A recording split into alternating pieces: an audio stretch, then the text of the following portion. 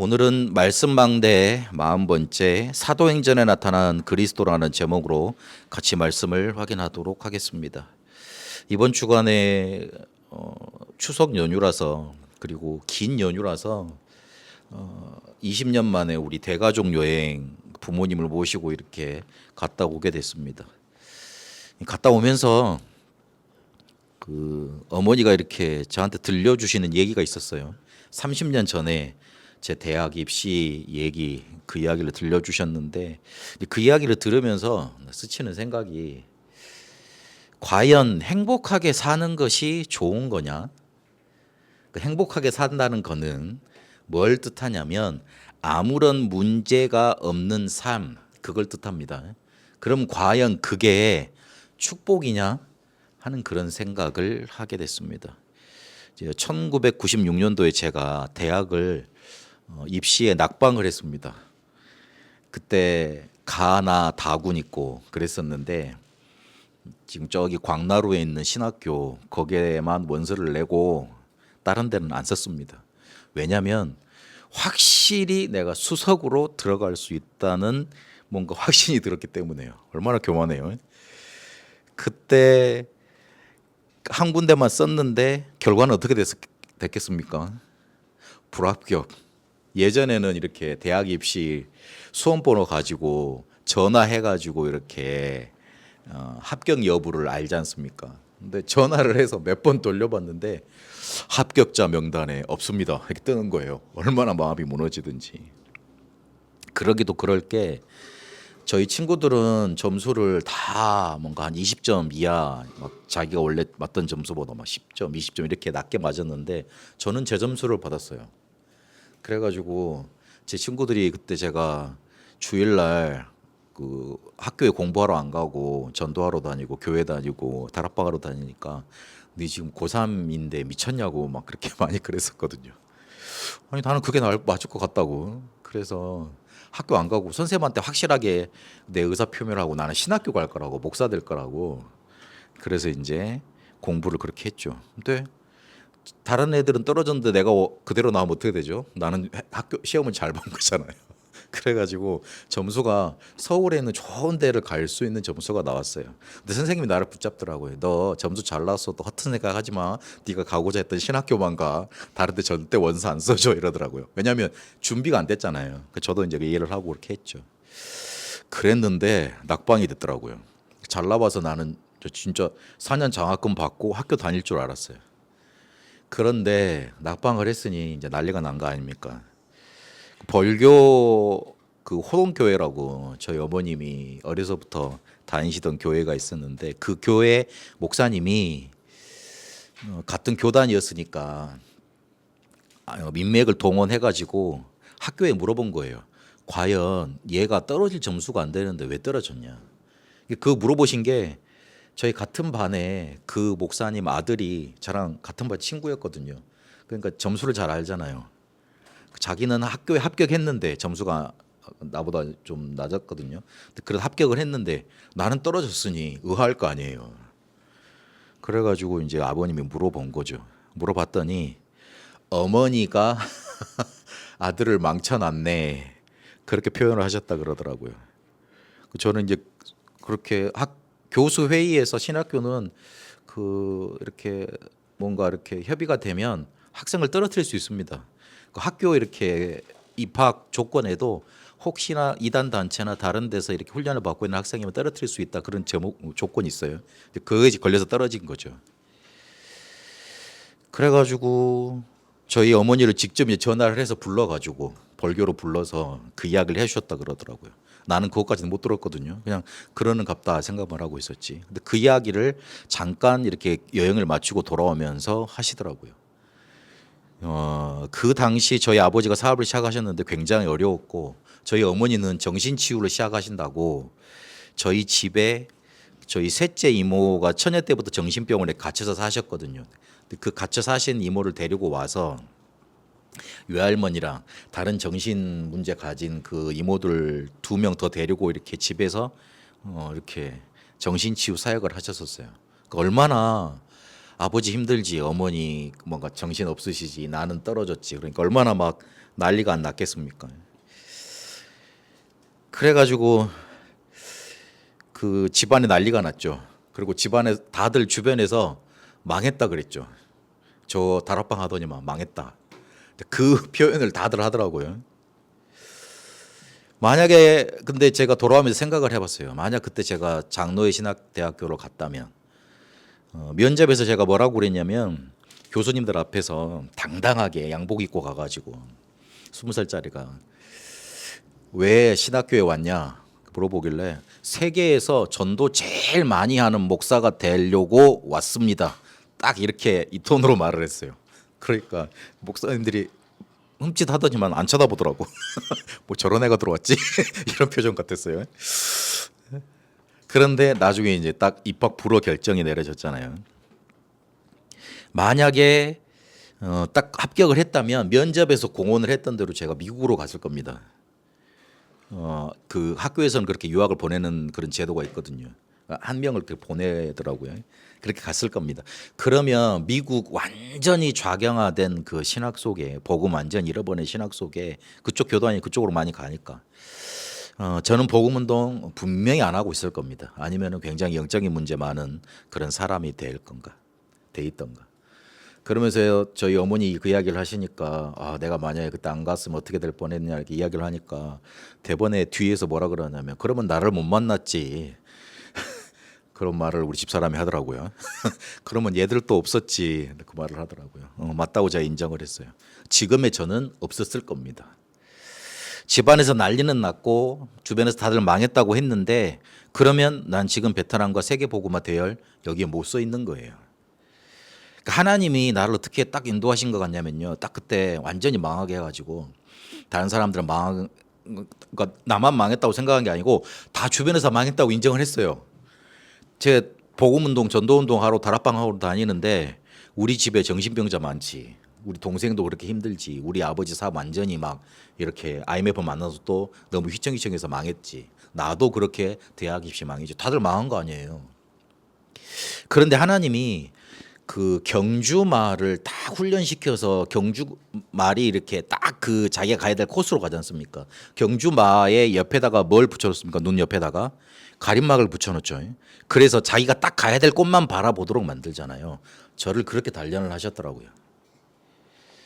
내가 가야 할 길과 해야 될 일 딱 그것만 딱 보고 달려갈 수 있도록 그것도 정확하게 세밀히 딱 나를 인도하셨더라고요.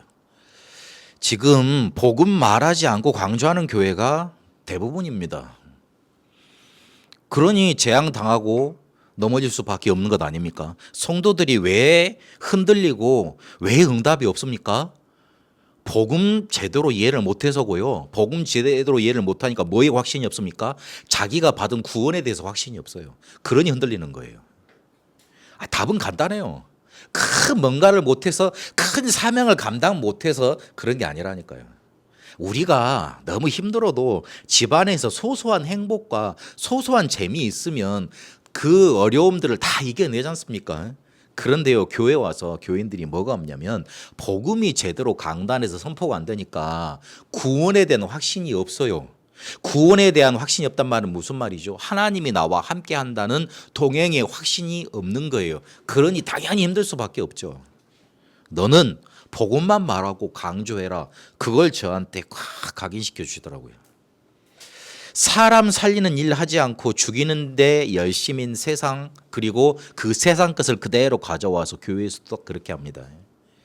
세상 방법대로 사람 평가하고 자르고 그리고 뭔가 이렇게 하려고 막 뒤에서 막 이렇게 막 열심히 노력 강조하고 너는 그거 하지 말고 살리는 사람 되라. 전도 그것도 성경적인 전도여라. 딱 그렇게 하나님 나를 인도하시더라고요. 그리고 한 가지 더 nobody nothing의 현장과 또한 그 나라로 가라 인도해 주시더라고요. 남들 다 하는 대로 가지 말고 남들 다 하는 대로 뭐 일본, 미국, 중국 이런 데 가지 말고 남들이 안 가는 곳, 좀 애매한 곳. 왜냐하면 하나님이 저한테 애매한 상황을 많이 만들어 주셨거든요. 확실하게 뭔가 이렇게 탁탁탁 끊어서 이렇게 인도를 안 하시더라고요. 애매한 곳, 그런데 내가 꼭 해야 될 곳, 가야 될 곳, 그렇게 만나야 될 사람, 그런 사람들 인도하시더라고요. 그렇게 만난 나라가 베트남이었습니다. 그리고 그렇게 렘넌트 사역 거기에 마음을 담아두고 하게 하셨습니다. 제 나이 정도 되면 우리 렘넌트한테 설교하는 거 어려워요. 그래서 우리 청소년 전도신학원에 개강 예배라 폐회 예배 있잖아요. 그때 담임 목사님들 모시려 그러면 서로 안 올라 그래. 왜냐하면 말을 안 듣는데. 말을 안 듣는데. 일단 눈을 안 맞추는데 휴대폰 보고 있는데 어디 가서 그 설교를 합니까? 근데 하나님이 저한테는 렘넌트 사역할 수 있도록 계속 인도받게 하시더라고요. Nobody Nothing의 연장 그렇게 인도하셨어요. 내 과거가 그래서 전혀 문제되지 않는 확신을 저는 얻게 됐습니다. 혹시 과거 속에 문제 많았고 행복하지 않았던 사람들이 많았습니까? 주변에서 다들 망했다고 손가락질하고 네가 그렇게 가면 안 된다고 지금도 주변에서 이렇게 뭔가 이렇게 조언을 가장한 그렇게 막 평가를 하는 것 같습니까? 괜찮습니다. 그 사람들의 말이 내 인생을 좌지우지하고 그 다음에 성취시켜주고 도와줄 수 없습니다. 하나님이 내게 주시는 언약대로 되고 나한테 주신 사명대로 나를 이끌어 가십니다. 제 거기에 증인입니다. 좀 시골에서 왔다고 좀 무시를 많이 당했어요. 그런데 그게 별로 상처로 남질 않았어요. 주변에서 도와줄 사람이 없었어요. 저가 할아버지가 됐습니다. 친척 우리 조카가 애를 낳았어요. 그래가지고 제가 9일날 연휴 마지막 날 우리 손주를 보러 왔다니까요. 그래가지고 저를 보고 할아버지라고 그러길래 하다 기가 차서 내가 진짜 아야 그랬거든요. 근데 이야 뭐라 그러죠? 하여튼 그 저희는 어렸을 때 이제 생각이 나더라고요. 우리 지원이랑 시연이 키울 때 도와주는 사람이 없어가지고 우리 지원이 이렇게 뭔가 탈장 났는데도 그게 뭐지? 맨날 쳐다보고 몇 달을 기다려봤다니까. 그래가지고 나중에 소아과 가가지고 수술하고 막 이러고 어른들이 계시면은 그거를 이렇게 눈치채고 인대를 해줬을 건데 둘이 뭐 이렇게 뭐 나이도 이렇게 뭐 얼마 많습니까? 뭐 30 전에 애들 다 낳았는데 그래가지고 보니까 그렇게 도와주는 사람 없이 막 키우고 막 그랬었다니까요. 그 생각이 나더라고요. 그런데 그게 오히려 저한테는 큰 말판이 됐고요. 집안에 영적 문제 많았어요. 시달리는 사람 많고요. 아이고 시달리는 사람을 넘어서서 정신 문제 가진 사람들이 많았다니까. 그런데요, 오히려 그게 저한테 오직 복음이라는 메시지를 붙잡고 이해하는 발판으로 하나님 삼아 주시더라고요. 저보다 더 힘든 과정 속에 있었거나 더 말 못할 과거를 가지고 계신 분도 있을 겁니다. 그런데 그게 전혀 앞으로 문제가 되지 않습니다. 왜냐하면 하나님이 그걸 축복으로 주실 거고 그리고 축복으로 이끌어 가실 것이기 때문에 그렇습니다. 오히려 문제 많습니까? 오히려 하나님이 더 큰 응답으로 역사하십니다. 그걸 붙잡으셔야 됩니다.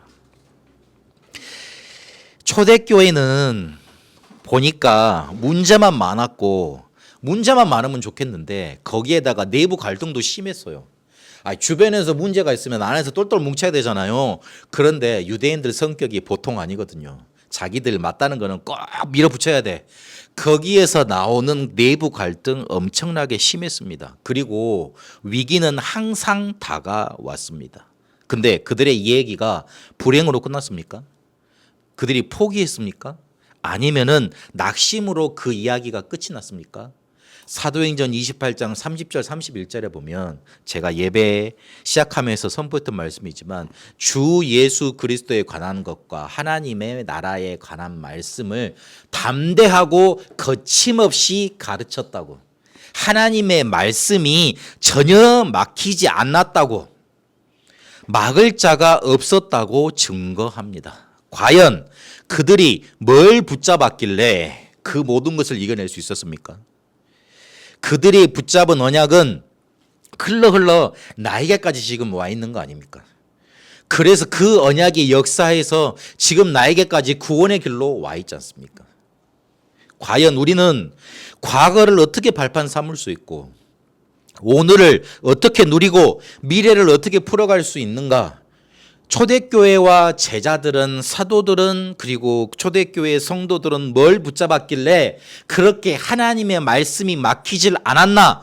그걸 오늘 이 시간 우리의 언약으로 붙잡고 가야 됩니다. 내가 붙잡아야 될 언약이 무엇인지 오늘 확인하시고요. 주무시기 전까지 꼭 기도하시면서 여러분 속에 각인시켜야 돼요. 그리고 그것 가지고 일주일 살아가야 됩니다. 안 그러면 우리가 우리의 생각대로 살아갈 수밖에 없습니다. 이 사람들이 붙잡았던 언약이 뭐냐? 어떤 걸 붙잡았길래 세계를 복음화하고 그들에게 왔던 문제를 이겨낼 수 있었고 과거를 바꿨냐?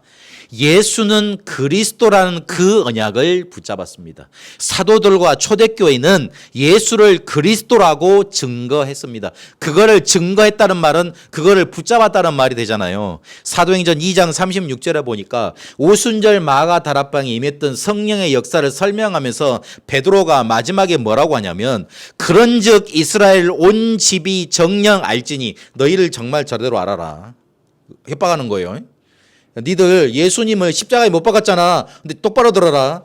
뭐라고 들어야 되느냐? 제대로 들어라. 너희가 십자가에 못 박은 이 예수를 하나님이 주와 그리스도가 되게 하셨느니라. 이렇게 확실하게 베드로가 말을 합니다. 사도행전 2장 36절에요. 그렇게 증거를 합니다. 이게 사도행전에 사도들과 초대교회가 계속 증거했던 내용입니다. 그래서 초대교회는 오직 예수 그리스도를 통해서만 구원 얻을 수 있다는 믿음이 형성되어 있었고 그거를 증거했습니다. 그래서 우리의 구원의 근거가 되신다고 그리스도가 구원의 근거가 되신다고 증거했던 거예요. 그걸 붙잡았어요. 구원의 근거가 되시는 그리스도를 5가지로 설명을 했습니다. 첫 번째로 예수님이 그리스도다. 사도행전 1장 1절에 보니까 내가 먼저 썼던 글에는 그랬습니다. 먼저 썼던 글이 뭐지요? 누가복음입니다. 누가복음은 사람의 아들 인자로 오신 사람의 모습을 입고 이 땅에 오신 그 분이 바로 그리스도다. 그걸 나타내 주고 있습니다. 그리스도는 하나님 만나게 하는 참 선지자 그리고 죄를 사해 주는 참 제사장, 모든 영적인 문제를 해결하는 참 왕이십니다. 예수가 그 그리스도의 일을 하시기 위해서 이 땅에 오셨다. 그걸 말하고 있습니다. 그리고 그 예수가 부활하셨다 증거합니다. 그리스도라는 사실을 증명하기 위해서 부활하신 겁니다. 부활하셔서 우리에게 영원한 생명으로 갈 수 있는 길, 다시 말해서 구원에 참여할 수 있는 길을 열어주셨습니다. 요한복음 11장 25절 26절에 보니까 예수께서 가라사대 나는 부활이요 생명이니 나를 믿는 자는 죽어도 살겠고 무릇 살아서 나를 믿는 자는 영원히 죽지 아니니 이것을 내가 믿느냐 그렇게 말을 합니다. 예수님이 부활하지 않으셨다면 우리의 구원은 성립될 수가 없어요. 예수님은 그리스도로 그냥 끝나는 거예요. 그런데 예수님이 부활하셨으므로 우리가 영생으로 들어갈 수 있는 길을 그리스도께서 여신 게 됐습니다. 어떻게 그 부활하신 주님께서 우리와 함께 하시느냐? 성령으로 함께 하시는 겁니다. 성령께서 우리와 함께 하신다. 그 사실을 사도행전 1장 4절 5절 또 증거하고 있습니다. 구약에는 말씀으로 하나님이 우리와 함께 계셨습니다. 신약에는 예수님이 직접 오셨잖아요. 그래서 예수님 있는 대로 가면 돼요. 그렇죠? 그러나 예수님이 늘 그렇게 살아 계실 수는 없지 않습니까? 인간이시는데. 그래서 지금 부활하시고 우리에게 성령으로 함께 계신 겁니다. 성령께서 임재하셨다는 것은 가장 큰 축복이 됩니다. 신앙생활은 이 축복을 누리는 겁니다. 하나님이 우리와 함께 하신다는 것. 그 함께 하시는 길 이름이 뭡니까? 바로 그리스도입니다. 그리고 이 성령의 능력이 임하면 우리는 성령의 권능을 받고 성령의 증인됩니다. 이러면 우리의 삶은 증인의 삶을 살게 되어 있습니다. 그걸 증거했습니다. 성령 충만 받으면 능력이 임하고 증인된다고 약속하셨고 그대로 성취가 됐습니다. 하나님의 일이 어떻게 되어져야 되는 것이냐? 이 성령의 힘으로 감당되어져야 됩니다. 하나님의 자녀인 우리가 성령의 능력으로 세상을 사랑하는 자들이 되어버렸기 때문에 그렇습니다. 하나님의 자녀는 세상의 능력으로 세상을 살아가는 게 아닙니다. 하나님의 능력과 성령의 능력 가지고 세상을 살아가는 거예요. 갈라디아서 5장 24절에 보면 만일 우리가 성령으로 살면 또한 성령으로 행할지니 성령으로 살게 됐어요. 그 힘 가지고 살아가게 되는 겁니다. 그리고 예수님께서 재림주로 다시 오실 것이다. 이 말을 우리가 잘 해석을 해야 됩니다. 멀리 갔다 오시는 분이 아니고 성령으로 함께 계신다 그랬잖아요. 우리와 항상 함께 계시다. 심판주로 이 세상 모든 사람이 볼 수 있을 정도로 그렇게 나타나셔서 재림하신다는 겁니다. 그래서 그분이 가셔서 하시는 일이 뭐냐? 영원히 살 집을 준비해 두고 계십니다. 요한복음 14장 3절에 보니까 가서 너희를 위하여 처소를 예비하면 내가 다시 와서 너희를 내게로 영접하여 나 있는 곳에 너희도 있게 하리라. 우리가 영원히 살아가야 될 천국의 집을 예비해 놓고 우리를 부르시는 겁니다. 그리스도에 대한 완벽한 메시지를, 예수는 그리스도다, 부활하셨다, 성령으로 함께 계신다, 증인으로 너희에게 권능 주실 거다, 그리고 재림주로 오실 것이다. 요 5가지가 초대교회와 사도들이 말했던 구원의 근거였고 그리고 메시지였습니다. 요걸 붙잡고 계속 인도를 받았고 그 어떤 문제와 갈등도 이겨냈던 겁니다. 여러분이 문제를 해결하는 근거를 여기다 두세요. 여러분이 선택을 해야 될 선택 기준을 딱 여기다 두세요.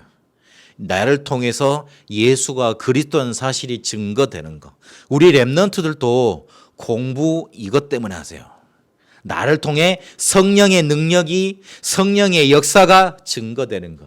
그래서 세계복음화 하는 거. 그리고 사도행전에는 그리스도께서 어떻게 역사하고 계시느냐, 나타내시느냐, 성령으로 역사하시는 그리스도로 나타내 계십니다. 예수님께서 성령의 강림을 약속하셨습니다. 요한복음 14장 16절에 보니까 또 다른 보혜사를 너희에게 주겠다. 누가복음 24장 49절에 보니까 내 아버지의 약속하신 것을 너희에게 보내겠다. 그래서 너희가 위로부터 임하는 능력을 받을 거다. 사도행전 1장 4절에는 예루살렘을 떠나지 말고 내게 들은 바 아버지의 약속하신 것을 기다리라 그랬습니다. 성령께서 강림하실 것을, 임재하실 것을 약속하셨어요. 그런데 이 성령은 오시면 무슨 일을 하시느냐? 사람을 변화시킵니다. 사도행전 2장 1절에서 42절까지 보니까 베드로가 계집종 앞에서 예수님을 부인하고 모른다고 저주까지 했어요. 모른다 그러면 될 거 아니에요. 그런데 저주했다니까요. 고린도전서 12장 3절이 그 바울이 베드로를 싹 비꼬는 말입니다. 앞에 뭐라고 되어 있습니까? 누구든지 예수의 영으로 아냐 하고서는 예수를 저주하지 않고 예수를 주라고 시인한다, 그런 말이 있잖아요. 베드로를 싹 비꼬는 말이에요. 뒤끝이 있었던 것 같아요. 바울 사도도. 그런데 성령 충만 받은 이후에 예루살렘과 사내들인 공회 앞에서 담대히 예수를 그리스도라고 증거하지 않습니까? 그러니까 그 핍박하려고 이렇게 베드로를 불렀던 사람들이 다 벙쪄가지고, 야, 쟤 우리가 알던 베드로 아니야? 예수님 따라다니는 베드로 아니야? 다 알고 있었어요. 제가 예수님 부인했다며, 예수님 도망갔다며. 근데 제가 저렇게 말을 잘했어? 다 벙쪄 있었던 거예요.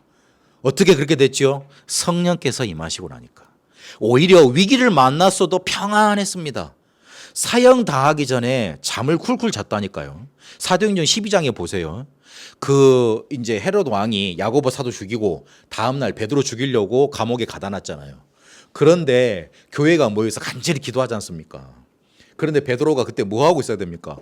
아니, 자기를 위해서 살려달라고 기도하는 사람들이 있으면 자기도 기도해야지요. 그렇잖아요. 그런데 자고 있었어. 얼마나 깊게 자고 있었냐? 지진이 났는데 안 깨어났어요. 그러니까 천사가 와가지고 문을 열고 옆구리를 발로 찼다고 돼 있어요.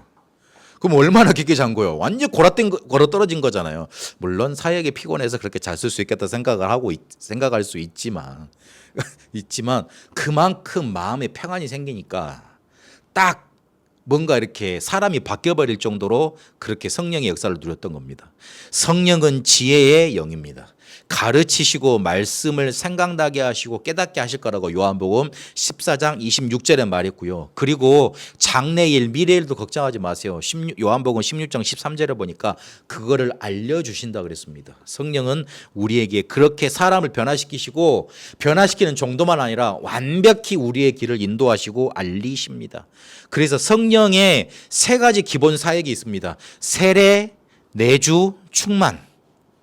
성령 세례는 단발적인 것이에요. 우리가 예수님을 영접할 때 그때 임하는 것입니다. 아니, 성령의 감동이 일어나야지 예수님을 그리스도로 믿지. 우리가 가서 영접기도 많이 시키지만 그 사람이 진짜 영접을 한 겁니까? 아닐 때 많잖아요. 뒤에 돌아보면 아니잖아요. 거부할 때 많잖아요. 근데 어떤 사람은 정말 영접한 게 맞아. 근데 그걸 우리가 직접 그렇게 막 뭔가 옆에서 쪼은다고 그게 될 일입니까? 막 설명을 잘한다고 그 사람이 이해가 되면 그 사람 뭔가 구원받는 겁니까? 그렇지 않잖아요. 성령께서 그 사람에게 역사해 주셔야 돼요. 그게 성령 세례예요. 그러고 난 다음에 성령의 내주, 이건 지속적인 거예요. 떠나질 않습니다. 바뀌질 않습니다. 우리와 늘 함께 계시는 걸 말합니다. 그리고 제일 중요한 게 우리의 실제 상황과 제일 관련 있는 게 뭐냐면 성령 충만입니다. 이거는 비연속적인 것이에요. 비연속적인 거란 말은 무슨 말이죠? 될 때도 있고 안 될 때도 있다는 말이에요. 성령 충만 될 때도 있고 안 될 때도 있다는 말입니다. 그래서 사도행전에 보면 말씀을 붙잡고 기도할 때 성령 충만이 임했다는 사실을 계속 강조하고 있습니다.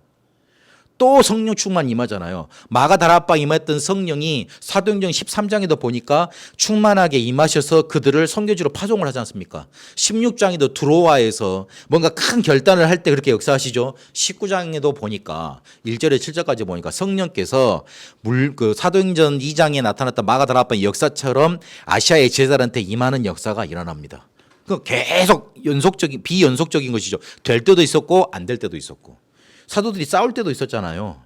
갈등할 때도 있었지 않습니까? 그런데 역사할 때 있고 안 역사할 때 있고 그렇게 인도를 받게 됐습니다.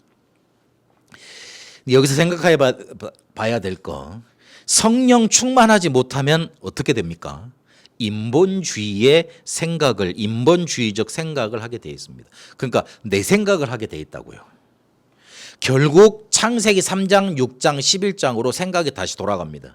창세기 3장, 6장, 11장은 무슨 말이죠? 나 중심, 그리고 6장의 물질 중심, 그리고 11장의 성공 중심.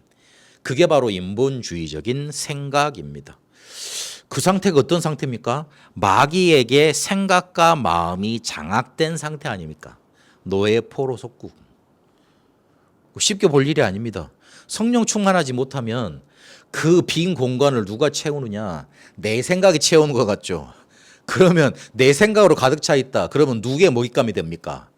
마귀의 먹잇감이 된다고 베드로전서 5장 7절에 8절까지 밝히고 있지 않습니까? 그게 거짓말이면 좋겠는데 성경은 그리 밝혀놓고 있거든요. 눈에 보이면 좋죠. 내가 내 생각 열심히 하고 있는데 마귀가 와서 나를 확 삼켜주는 그런 꿈이라도 꾸면 좋을 건데 그게 안 나타나요. 오히려 그렇게 하도록 뒤에서 박수 쳐줍니다. 잘하고 있다 야. 그렇지. 뭐 성령 충만을 받아. 네 생각대로 살아야지. 세상의 기준대로 열심히 살아야지. 그래. 네 성공을 위해서 살아야지. 막 가서 예배드리고 뭐 이렇게 막 목사들한테 이렇게 뭐 혼나가면서 이렇게 헌신하고 그래. 뭐 네 좋을 대로 살아. 이런 식으로. 그렇게. 내가 마귀라면 그렇게 박수 쳐주겠어요. 그리고 현실은 어떻게 되죠? 그렇게 마귀한테 생각이 딱 잡혀 있으니까.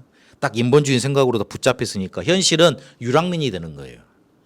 유랑민은 어디에 가서 정착할 데가 없는 사람들이잖아요. 그렇잖아요. 그러니 이리저리 생존을 위해서 뭔가 열심히 노력해야 되고 구해야 돼요. 이스라엘 나라 없을 동안에 피나는 노력을 했습니다. 그래서 그들이 만들어낸 게 금융업 아닙니까? 보험 아닙니까? 그들이 만들어 놓은 게 이런 시스템 아닙니까? 자기들이 살기 위해서 만들어냈던 겁니다. 그 어디 안착할 데가 없으니까. 근데 우리의 삶이 잘못하면 그리 돼버립니다. 성령 충만 받지 못하면 자연스럽게 그리 돌아가는 거예요. 그래서 오늘도 그리스도를 붙잡고 성령 충만 딱 받아야 돼요. 그 성령 충만이 임하는 근거되는 언약이 뭐냐? 그리스도예요. 그리스도를 붙잡아야 돼요. 내 문제는 오늘 또 내가 하나님을 떠났고 하나님을 누리지 못하고 사단한테 속은 거군요. 그게 바로 내가 그리스도를 붙잡아야 되는 이유군요. 그리스도를 딱 붙잡으면 성령이 그때부터 충만하게 역사하시게 되어 있습니다. 그걸 붙잡아야 됩니다. 그래서 오늘 말씀을 맺습니다. 그리스도를 붙잡고 그리스도께서 주신 것을 이제부터는 누려가야 됩니다. 보호자의 축복과 능력 7망대 여정 이종표를 우리에게 누리라고 주셨습니다. 우리는 우리 생각을 누립니다.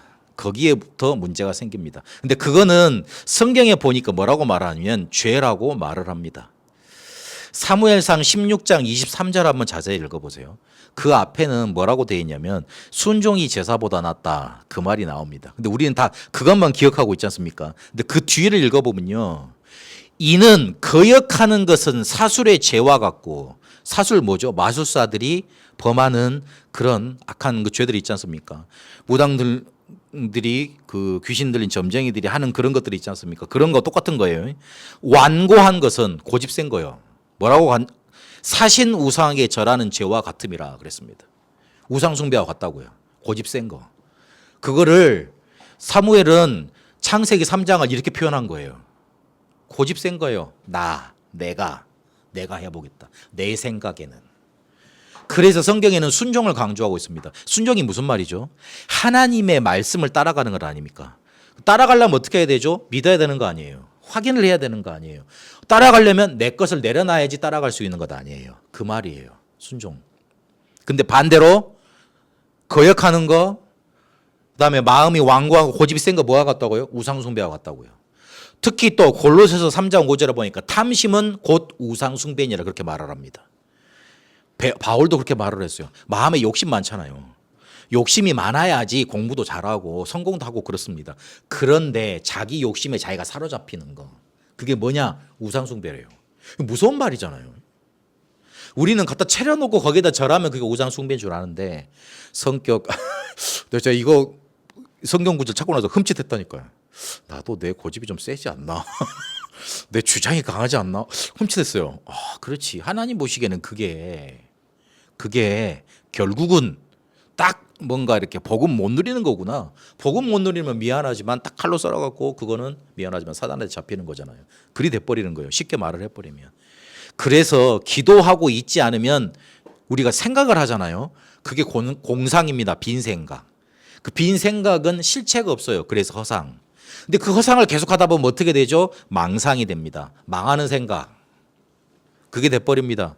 그래서 결국은 창세기 3장, 6장, 11장으로 가게 됩니다. 그래서 사도행전 1장 4절에 보니까 그리스도께서 내게 들은 말 약속하신 것을 기다리라 그랬어요. 내게도 이 시간표를, 이 약속하신 것을 체험하는 시간표를 준비하셨기 때문에 요걸 체험해야 됩니다. 기도로 계속 바꾸세요. 7망대 여정 이종표로요. 이 시간표를 체험하지 못하면 다른 사람의 경험을 듣고 그 사람이 응답받는 것을 보고 그 사람들이 말을 해주는 대로 따라가야 될 거 아닙니까? 그러면 또 다른 노예 상태가 되는 거예요. 그래서 내게도 이 체험을 할 수 있도록 시간표를 준비해 놨습니다. 그래서 조금만 영과 육의 생명줄입니다. 기도와 호흡의 원리를 가지고 체험을 하면 돼요. 기도는 실제적인 3가지 원리가 있습니다. 뇌에 각인돼요. 뇌에 각인되면 영혼의 뿌리 내립니다. 그리고 보호자와 연결되게 되어 있습니다. 그러면 운명에서 빠져나오는 거예요. 뇌에 각인되고 영혼의 뿌리 내리고 그리고 보호자와 연결되어져서 내 운명 체질이 바뀝니다. 요 3가지 원리입니다. 기도의 원리, 실제적인 원리. 그러면 우리의 육신적인 생명줄인 호흡은 어떤 원리가 있냐? 쉽게 말하면 좋은 공기 들으셔야 됩니다. 그때 기도 같이 들이시는 겁니다. 그리고 또 멈춰야 돼요. 멈출 때 큰 힘이 생깁니다. 그리고 내뱉는 거는 조금 길게 해야 돼요. 우리 안에 뭔가 나쁜 기운, 독소 다 빠져나가야 되기 때문에. 하나님이 원래 우리가 호흡 이걸로 모든 것을 회복할 수 있도록 원래 육신을 만들어 놨습니다. 물은 한 7일 동안 안 먹어도 안 죽는데요. 음식은요, 한 40일까지 안 먹어도 안 죽습니다. 그런데 숨은요, 5분만 참으면 뇌 파괴돼 버립니다. 더 이상 참으면요, 죽습니다. 우리 생명의 원리가 그렇습니다. 그것 가지고 기도하는 거예요. 내 일, 그리고 특별한 거 하지 말고 내 삶과 일상 그리고 내게 일어나는 모든 사건을 가지고 이 기도를 누리면 됩니다. 보호자, 망대, 여정, 이정표를 누리면 돼요. 어디 특별한 곳에 가서 엄청난 노력을 해야 된다면 한 번은 돼요. 그러나 그게 지속이 됩니까? 안 되지요. 그렇죠. 제자들이 감람산에서 내려와서 마가다락방에 모여서 기도했다는 사실이 좀 특이합니다. 이 사람들이 죽을 위기가 됐으니까 어디로 피신을 했어야 될 거 아니에요. 그런데 자기를 죽이려고 하는, 자기들을 죽이려고 잡으려고 딱 이렇게 버티고 있는 그 핵심부에 들어가서 자기들 삶을 살면서 거기에서 계속 기도했습니다. 120명이 10일 동안 계속 거기에 모여 있었겠습니까? 어떻게 자고 어떻게 먹고 합니까? 안 되잖아요. 집에 갔다가 다시 왔다, 그런 말이 되는 거예요. 그런 말이 되는 거예요. 그래서 일상에서 일어나는 삶 가지고 일상 가지고 내게 일어나는 모든 것 가지고 망대 여정 이정표를 기도와 호흡으로 계속 누리는 거예요. 그럼 내게 체험되는 시간표가 딱 오게 되어 있습니다. 단 한 번은 그렇게 누려봐야 됩니다. 말씀은 막히질 않았습니다. 사도행전 6장 7절에 보니까 하나님의 말씀이 점점 왕성하여 그랬습니다. 사도행전 19장 20절에 보니까 이와 같이 주의 말씀이 힘이 있어 흥황하여 세력을 얻으니라. 오늘 우리가 마지막에 봤던 사도행전 28장 30절 31절을 보니까 담대히 하나님 나라를 전파하며 주 예수 그리스도에 관한 것을 가르치되 그 많은 사람이 없었다 그랬습니다. 내 생각, 내 현실, 나를 둘러싼 문제, 갈등, 위기, 그리고 내 영적인 문제, 그리고 내 실수와 실패까지도 뭘 못 막냐면 말씀을 가로막지 못해요. 막히지 않습니다. 그게 바로 사도행전에 나타난 복음과 말씀의 능력이었습니다. 그래서 내 핑계 이유 없애버려야 됩니다. 나는 환경이 안 좋아서, 나는 이런 영적인 문제가 있어서, 나는 지금 이런 어려움이 있어서, 나는 지금 이렇게 힘들어서 핑계 이유가 될 수 있습니다. 성경은 그런 것들에 막히지 않고 복음의 역사가 나타났다고 말을 하는데 나는 그것들을 핑계대고 있다면 뭔가 안 맞는 거 아니에요. 누가 잘못된 거예요?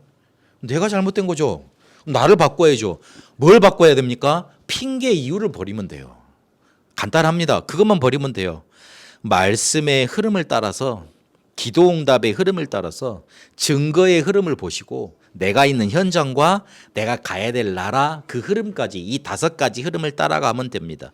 그러면 나는 사도행전 29장의 주역으로 세계 복음화 속에 있게 됩니다.